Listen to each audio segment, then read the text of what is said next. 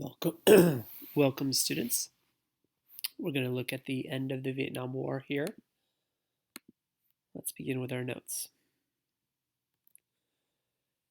So Nixon is going to be the president that finally has a solution to ending the Vietnam War. However, it will be quite intricate. The first thing that he does is the secret bombing of Cambodia in 1969.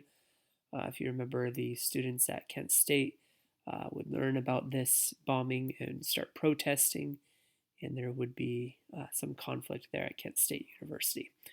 But then he starts an invasion of Cambodia in 1970, and that brings a lot of alarm.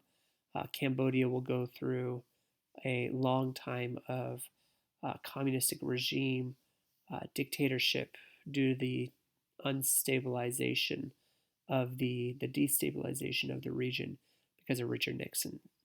But the reason that we destabilized the region is because the North Vietnamese were using Cambodia to get to the south. And we'll look at that in a little bit.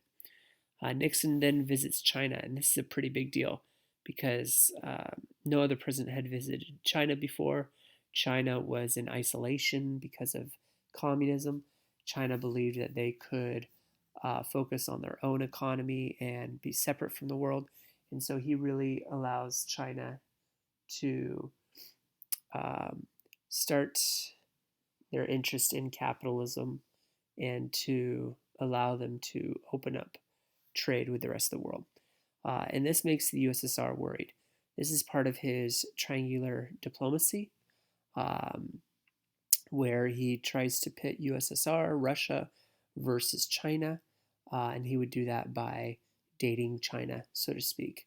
So if you can imagine if China and Russia are two ladies who have a great friendship and don't like America, the guy, well, the way to get them to break apart is to start dating one of them. And so Nixon would start dating China, so to speak.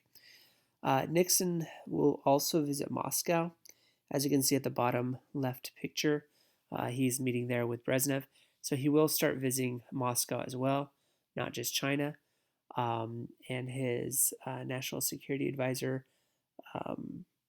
Henry Kissinger, there in the middle picture, would be an architect that would really bring this together. So Nixon is going to visit Moscow. He's going to sign SALT I, which is the Strategic Arms Limitations Treaty, where he starts to vow with Russia to reduce nuclear weapons. He also eases relations with the Soviets. This is known as detente, the easing of tensions with the Soviets.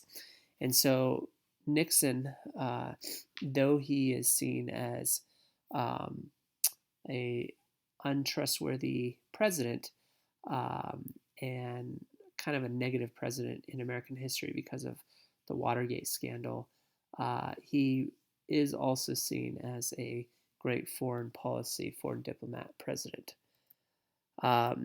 His triangulation, as I mentioned, gets North and South Vietnam to negotiating table, promises South U.S. help in the future if the North invades them. So as you see right here, Cambodia was used as well as Laos as a way for the North to get to the South and to attack the South strategically. And so his bombing of those areas made sense to him, but would be at the loss of Cambodia and Laos, and it would totally devastate those countries. The end of the war, 1973, Paris Peace Accords signed. So Richard Nixon gets both the North and the South to agree to a ceasefire. U.S. troops are withdrawn. POWs exchanged.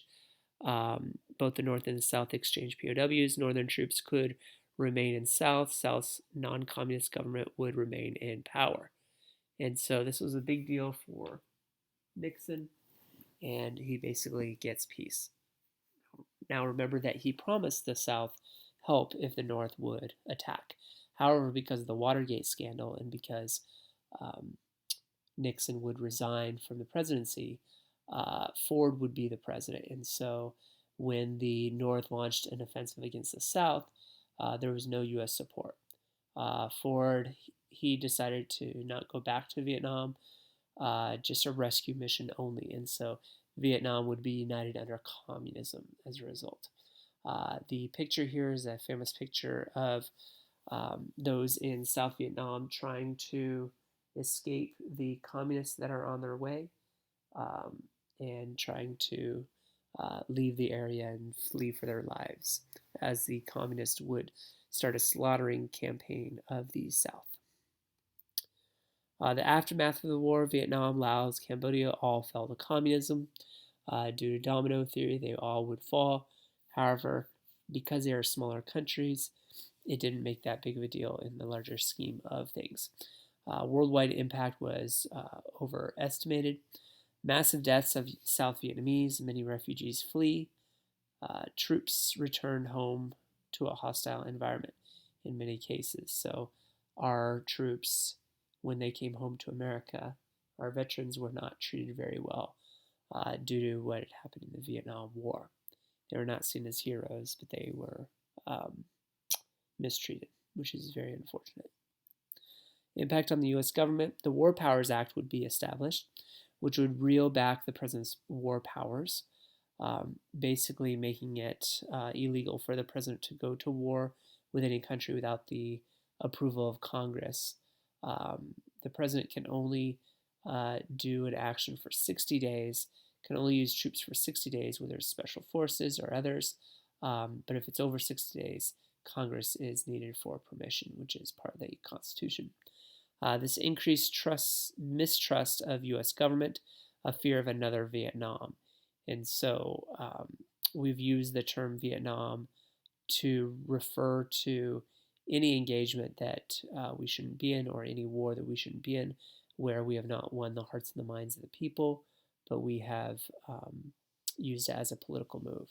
And so the Vietnam War would be a long-standing testament to America's failed foreign policy and government um, intervention.